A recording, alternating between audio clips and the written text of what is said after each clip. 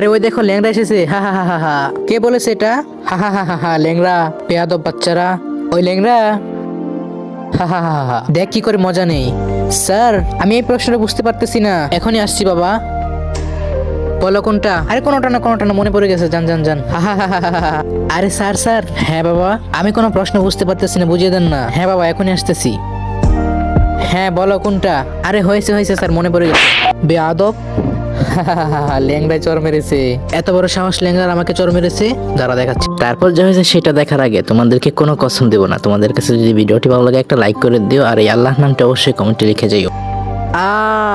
আরে ভাই এটা কি করলি? হা হা হা হা, তুই পাগল নাকি ভাই? দে এটা।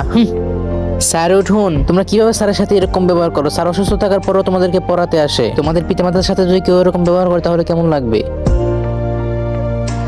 Sorry sir. কোনো ব্যাপার না বাচ্চারা।